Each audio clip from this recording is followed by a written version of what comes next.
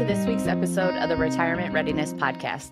As always, Tim Regan, the founder of Prairie View Wealth Partners, is here. Katie. Hi, I'm Katie Umland, and today we have Meg. She is from an organization called CASA. She's an Advocate Supervisor, and we felt like it would be a great conversation to have Meg join us today to kind of talk about living in that two-comma lifestyle and how you can live with abundance and have some opportunity to give back, both with time and potentially some funds also. Thanks for having me on the show, Katie. I'm so glad you're here.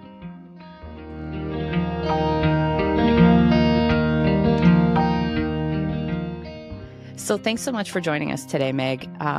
So we asked you to be here today because it's close to Tim and Tim's wife's heart, CASA. So I guess maybe one of you want to start with what is CASA before we even dive in.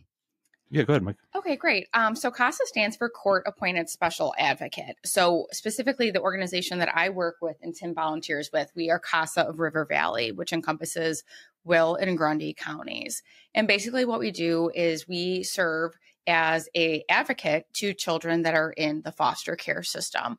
And when I say foster care system, this might be court involved. They may be intact in their homes and the state is involved trying to keep them in their homes, or they may be placed in separate foster care placements.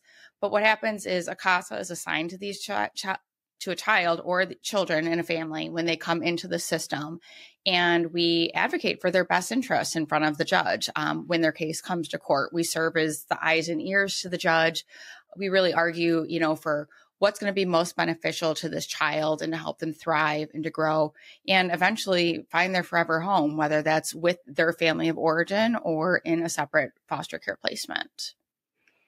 And Tim and Sarah, you guys volunteer with CASA? Yeah, for sure. And so maybe even before we get into like what that volunteer looks like, help me to understand a little bit, how does this even fit in? Because I know that I've heard of like foster parents, I've heard of caseworkers, I've heard of like all this different stuff. Like where does CASA fit into all of that kind of stuff? So that's a really good question, because a lot of times people might mistake us for the caseworker, and we are not. A caseworker is appointed either through DCFS or a separate social service agency that is, what's the word that I'm thinking of, that is kind of allocated by DCFS if they can't handle the case. And a caseworker is assigned to the family as a whole.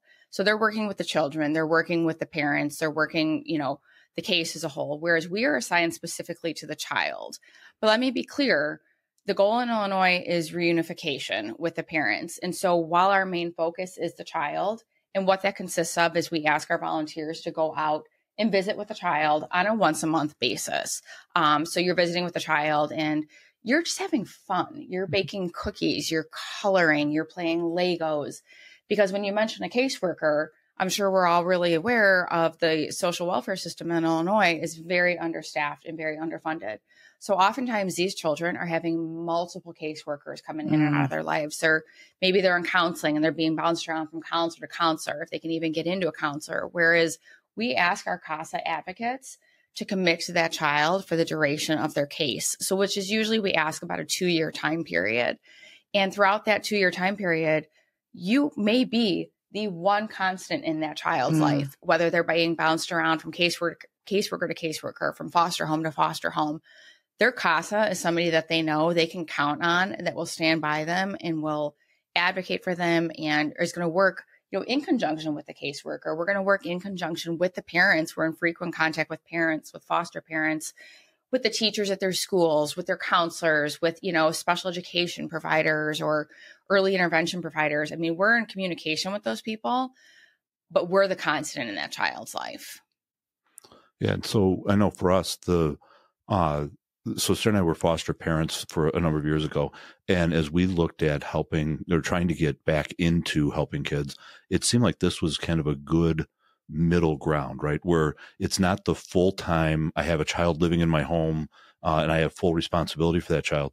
But yet it's also not, it's also time when I get to have fun with them. I get to, like you said, go out and see them, get to know them personally and all that kind of stuff. And so help me to understand a little bit, how did CASA even come about? Like, why is CASA necessary? What's the purpose there? So CASA initially originated back in, I want to say it was the 1970s in Seattle, Washington, by a judge who felt that there needed to be somebody that was going to represent the child and really seek out, what's going to be most beneficial for this child? Because sometimes, I'll be honest with you, even though we work in conjunction with caseworkers or other social service agencies, we're in the home, we're developing a relationship with a child, and we're learning, and we're going to fight for what we think is best for that child. And that wasn't there before. That wasn't part of, the judicial system for a child. They didn't have that type of representation. Maybe they're assigned to public defenders, a guardian ad litem. But again, like these caseworkers, the public defenders have hundreds and hundreds of clients. They're lucky if they get to see these kids once, maybe twice a year. Whereas a child that's appointed a CASA as their guardian ad litem, they have somebody that's fighting just for them. And, you mentioned a time aspect as well, versus being a foster parent or, we ask our volunteers to commit to maybe 5 hours a month. And usually just one of that is an hour of the visit, maybe driving back and forth to the visit, maybe making a couple of phone calls to follow up on services, checking in with the school or the counselor. Every few months, we actually submit a court report to the juvenile judge to give them an update on how the child is doing and with recommendations. For example, we have children on our caseload that have been on wait lists for months and months for therapy. And we're getting the runaround from the caseworker. We're getting the runaround from, different insurance agencies that won't take their insurance. And that's something that we're going to fight for. We're going to recommend in our court reports, this kid really might need therapy, or this kid really needs to go through an early intervention, evaluation, just to make sure that we're keeping on top of everything that they need, that they're not getting lost in this whole quagmire of legality and paperwork and, overworked caseworkers. We're really making sure that a child is getting those services that are essential to their development. Yeah, for sure. And so it seems like it's kind of complicated. How much experience do I have to come in with, right? You don't have to come in with any experience. Which is why I got in. Yeah. My only experience starting was I had 2 young kids at the time that I started as a volunteer. I just had a heart and knew that this was something that I felt I was being called to do. Yep. And we do, it's great sometimes if you have a background as a nurse or maybe, special education or a speech therapist. But none of that is required at all. All you need is a heart to want to love these kids and to be there for them. Yeah. Yeah. So Sarah was welcomed with open arms, but they were like, maybe not. Yeah, maybe not the big guy. Yeah. I'm going to differ on that because I will say we do have a higher majority of volunteers who are women. And that is not the case with the children that we serve. It is probably a 50-50, male, female. And a lot of these boys, they need a man. At CASA, they don't have any stable male presence in their life. And so, especially for the men out there that might be listening or watching right now, this is a really great way to serve your community and to be a positive male role model. Or especially, I'm thinking about, I know we keep bringing it back to Tim and Sarah, but I'm thinking your kids are grown. And you just have one left at home. So that's potentially a good fit also if your kids are just leaving the house and you're feeling empty nester syndrome and you're looking to get back involved with some kids, that could be a good fit. It's definitely a great opportunity. And I do want to say, obviously for somebody that may be retired or they're an empty nester and they have a lot of free time on their hands, absolutely. Go online, fill out an application. We will be in contact with you. But what I will say is I want to say 75% of our advocates actually work full time.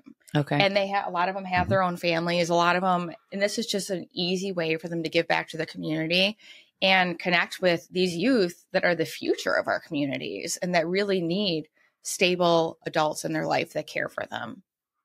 Well, I think the interesting thing for us is that it was open and flexible enough that Sarah and I do everything together. So like all of our cases have been assigned together, and then it's a good time for us to drive together and talk in the car, maybe when we don't have that time just sitting at home. And it's good that we have the opportunity to do that with the kids and share that experience and share the work a little bit, right? Where maybe when we put together the court report, we can do that together. And so, but are we unique in that, or do most people, or most singles, like just what does a volunteer look like, I guess? You are unique in that. I want to say he's unique. Spoken like a true sister. We may only have, I think, one other couple that potentially works together. That's being said, Absolutely. If you're a married couple and you want to work together, volunteer together, that's fantastic. But it is absolutely not a requirement. I would say the vast majority of our volunteers are people just individually serving. And so what's it look like if I'm sitting there thinking I want to become a volunteer?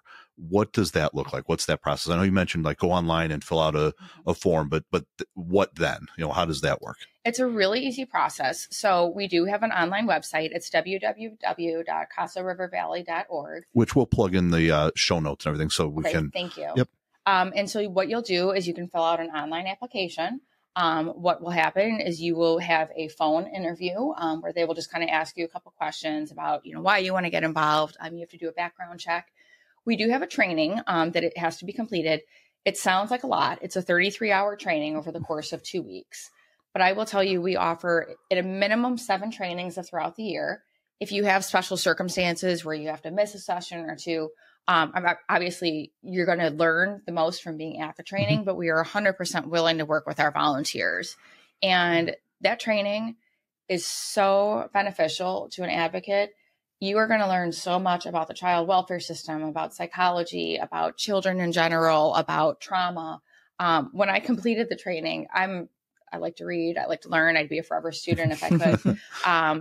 It was one of the best trainings that I've ever completed. And you get to really start to know your fellow advocates that are in your training class better as well. So really, once the training is complete, then you are typically assigned a child or multiple children within a family, and you're not thrown to the wolves. You may be assigned a peer mentor who is a seasoned advocate that will work with you on that case. And each advocate also has an advocate supervisor who is an employee of CASA. So I'm an advocate supervisor, and I oversee a team of advocates in their cases. And I can not only speak for myself, but for my coworkers. Our advocate supervisors are very dedicated to our volunteers. We would not be able to run CASA without our volunteers. And so we want them to be able to thrive in their role as well. So we're always more than willing to help them throughout their case. For sure, which I think could be really kind of intimidating at first, especially you never forget the first time you're going on to meet a child and that first visit, and you're like, what do I expect? How do I do? And so to have somebody that came along with us was right. pretty and helpful. That's standard for your first visit, or even if you're struggling afterwards, you will always for that first visit, though, have your advocate supervisor or a peer mentor join you to accompany you on the visit to kind of just help you get your bearings a little bit. And then when you do your monthly check-ins, is it always at the home, or can you go to a park, or can you meet somewhere, or yes, how does that work? Absolutely. You can go to the home, you can go to a park, you can go, to the play area at McDonald's. Our volunteers are not allowed to drive the children anywhere by themselves. The foster parent or parent has to be nearby or present. But yeah, they can absolutely be out in the community. Other times too, a lot of our kids have supervised that are in, foster care placements. They will have supervised visits with their parents. And sometimes our advocates will even go sit in on those visits to just kind of observe and see how the child is doing, how the parent is interacting with the child. Okay. And that's something that we actually, we will include in our court report to the judge as well, so that we can say we've had eyes on this child, that we've been able to see how they're interacting with the parent. And I don't have any experience with CASA like Tim and Sarah do, so forgive me if this is ignorant, but is there, if you know yourself and you're saying, I know I'm not the person that would be an advocate, can they give financially to CASA, or can they volunteer in other ways besides being an advocate? We will never turn down donations. Okay. That is also available online. We actually also have an Amazon wish list as well, that we have. These kids come into care sometimes in the court system, and sometimes they're literally walking in with just the clothes on their backs, or they may be placed with a relative who maybe they don't have the finances that they need. And so that's where donations, from the Amazon wish list or things like that can really come into play for pajamas, or, we always, when the kids come into court, the very first day of court, we usually give them a big bag with a blanket and pajamas and coloring books and maybe a stuffed animal. And we always have school supplies for the kids multiple times throughout the years. We get Christmas donations. But yes, even just, I hate to sound blunt, but a cash donation, which could be made through our website, is extremely helpful because the more funding we have, the more volunteer training sessions we can put on, and that's more volunteers we can have to serve the kids in the community. In terms of volunteering your time, we do have special events throughout the year. We have the Chicago Marathon. So this year we had a bunch of runners running the marathon, raising money for CASA. Not me. Not me. Not me either. We have our Christmas Train Express coming up. So we have people that help out with that. That's one of our biggest fundraisers throughout the year. We have our gala coming up in April. This year we had our first annual Boots and Barbecue event. So that was really fun. So yeah, we do have one-off events where people could always try, offer to volunteer their time as well. And all of that is on your website, That the is Amazon all on our website. link and everything is on your website. Our Okay. Facebook page too. We have a Casa River Valley Facebook page where you can access that as well. Okay. And so when you talk about, having the ability to bring in more volunteers, do you guys really need them? I mean, or are you full? What's that look like currently? So this is real. We actually have, I want to say, approximately 115 volunteers right now. And while our volunteer numbers have stayed relatively stable, unfortunately, the amount of children that have come into care the last couple of years has skyrocketed since the pandemic. Prior to COVID in March 2020, we were serving approximately, I want to say 85% of the children in the foster care system in Will County. And right before COVID in January 2020, we started also working in Grundy County as well. And throughout the years, the number of children keep coming into care. Our volunteer level has dropped some. We were higher before. I want to say we were closer to 130, 140. And unfortunately, right now, we are only serving about 59% of the kids in Will County. And even in Grundy County, we're not able to serve nearly as many kids as we want as well, because we just don't have enough volunteers to take on as guardian ad litem. And our volunteers that we do have are amazing. We have some that are taking on second and third cases right now because their hearts are so, for CASA that they know that if we don't have enough volunteers to take these cases, these kids can't get appointed a guardian ad litem. Yeah. And so when you say guardian ad litem, that's kind of a scary word, or sounds kind of scary. What does that mean? It truly just means the same as a court appointed special advocate. Okay. So when a child comes into care, they're going to be appointed a guardian ad litem. And again, it's going to be either the public defender's office, and that person is just going to be responsible for kind of representing the child in court, or they're going to be appointed a CASA, a court-appointed special advocate. Okay. And so then the role of that CASA really is, as you talked before, look out for how's the kid doing, how are they developing, how are they connecting, what's in their best interest. And then the primary job is to make sure that the court knows kind of what's going on in that child's life. I mean, am I hearing that correctly, or is there something that I'm different there? No, you're hitting it 100% on the spot. I think I may have mentioned this in the very beginning. We really serve as the eyes and ears to the judge. Each child, their case is heard in front of a judge. There are a couple of different hearings that happen within the first couple of months of the case. And then after that, their case is presented in front of the court every 3 to 6 months or so. And we provide a full report to the judge on how the child is doing in the foster home. How often is a child visiting with their parents? What services are the parents completing? And how are they progressing in those services? What's going on with the child? Are they up to date on their dental appointment? Are they up to date on their vaccinations? How are their grades in school? Do they have an IEP meeting recently? How often are they meeting with their counselor? So in our court report, and it sounds like a lot, I don't want to scare anybody off. It really isn't. And again, your advocate supervisor is happy to help you out there. But in that report, we're presenting a full 360 view of that child's life to the judge so that she can see what is going on. Yeah. And so from our experience, there's a computer program or a website that we log into where we can enter our notes and that kind of stuff. And that really kind of helps walk somebody through all of those things you said. Seems like a lot, like, man, do I have to keep track of all that? But really, it's pretty straightforward when you get involved. Once you see what's going on, it's if I'm right. It's very user-friendly. We have a system called Optima where you can put in all of your notes, and there are breakdowns. You could put in, okay, spoke to the biological parent, so you're going to put biological parent contact and, put your note in. And then every day or so, your advocate supervisor reviews any notes that you may have put in. And you can just go back and kind of take little pieces of those notes and then plop that into your court report just to give those updates. It's a very user-friendly system. You're not keeping a notebook with everything, and we're not in the dark ages. But if I'm not computer savvy, it's also pretty straightforward. I mean, it's not something that I have to be really tech savvy. No, not at all. I mean, Tim, you've seen a lot of our volunteers. We have a lot of volunteers that are in their 70s and they're on Optima, no problem. I mean, they're probably more tech savvy than I am. So would you say that volunteers is where your biggest need is? Is it funds? Is it volunteers as advocates? Where's your biggest need? Volunteers, 100%. I mean, again, we'll never turn down funding, but we really, without the funding, it's volunteers. We can try and get the funding. We have a lot of grants. We have fundraisers. We have different programs where we can try and get that money in. It's recruiting people to volunteer. We have a whole, staff just specifically for volunteer recruitment, but we need people that want to give their time and are willing to give up just a couple of hours a month to come serve the kids in Will or Grundy County. So yeah, volunteers are desperately needed. So, before the pandemic, our goal was to eventually serve 100% of the kids in care coming into Will and then Grundy County.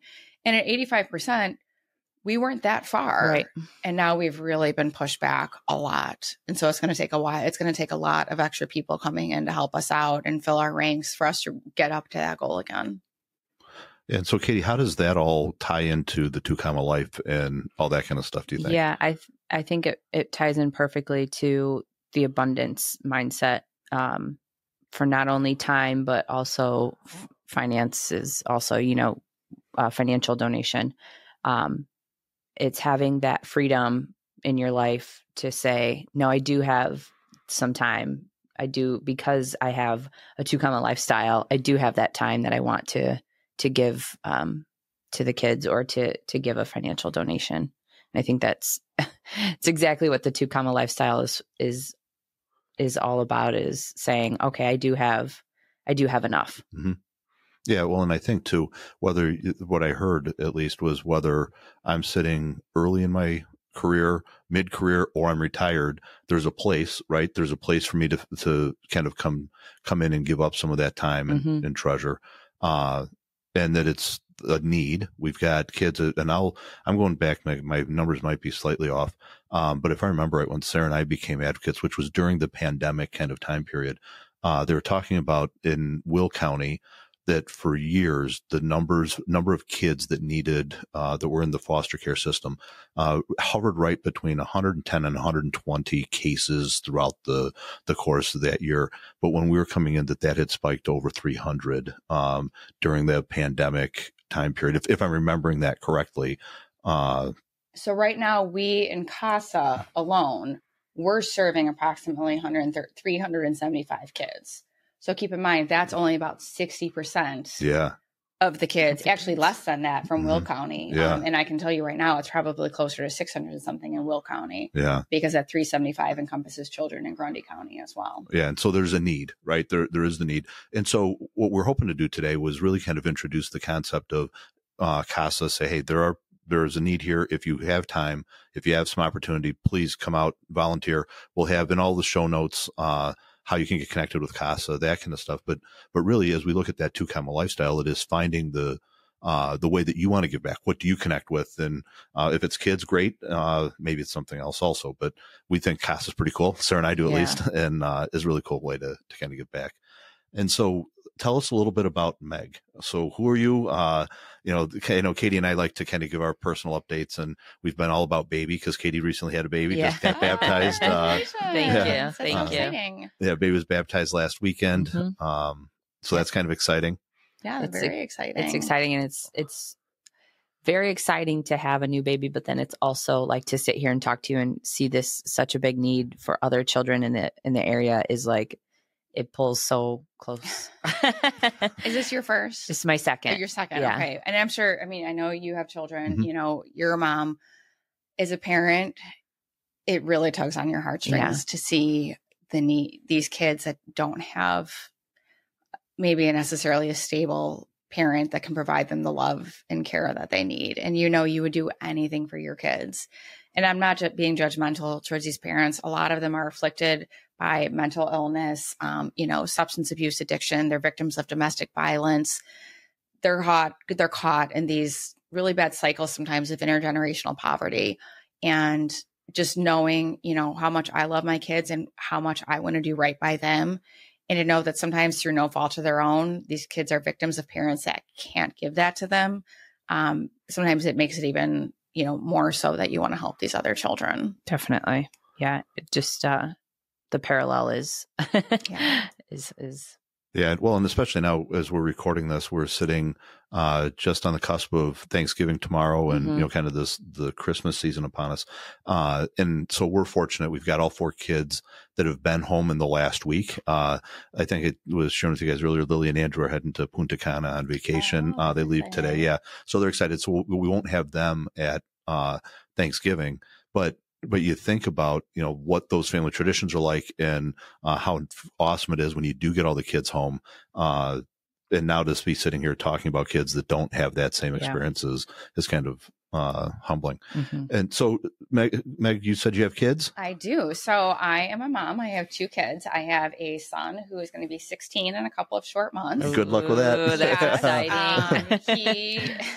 They always keep you, he's hopefully going to get his license in a couple of months, which will help, drive all over God's green earth to the activities. But unfortunately, he just broke his wrist on Friday. So after this, I'm taking him back to ortho to get his cast, his second bone in 2 years. Gotta love student athletes. Yep. And then I have a daughter who's 12. She's in 6th grade. So I have 2 kids. I am married. I have 2 adorable dogs that I love. I really love working for CASA. My family and I were real active in our church. That's actually kind of how I got started with CASA. Is about 7 years ago this week. My husband and I were on a mission trip to Africa. It's called Eswatini now, but it was formerly Swaziland. And that's what happens when you have a king. You can just change the name if you want. And while we were there, I just really felt this urge to, I'm like, this is great. Like, I'm serving these orphans overseas, but how do you help people in your local community? And it really was just this voice in my head saying CASA. And I did. We came back from the trip and I applied and I started volunteering. Awesome. And I started volunteering that summer. And then 6 months later, they offered me a position. So that's how I've been working there for 6 years now. But yeah, no, I've got, mostly my life is work and driving my kids around to their activities. Yeah. We love to travel a lot. We travel a ton with our kids. That's a real big thing to us. And I really love to read and practice yoga. I'm also a certified yoga instructor. Oh, cool. So, you do a little bit of everything. Yeah. I got my hands on all sorts of different. Yeah. Well, we've got, as I mentioned, we're kind of on the downside of that. All 4 of our kids are kind of past that. And Sarah and I found ourselves feeling like we're semi-retired. We went from 100 miles an hour to like nothing overnight. And it's crazy. And you talk about what called you to CASA. It reminded me, Sarah and I, when we were foster parents, the reason we was because of Montel Williams. He did I don't know if you remember 100 years ago, Montel Williams had a show and he did some show about kids in the foster system. And it was after watching that show that Sarah said, we're going to be foster parents. Wow. So, yeah. How long did you foster for? 3 years. Okay. And your kids were younger while you were doing this? So we only had one at the time. Lily. And when we were getting ready to have Madeline, we decided, that's our family just couldn't support that commitment at that point in time.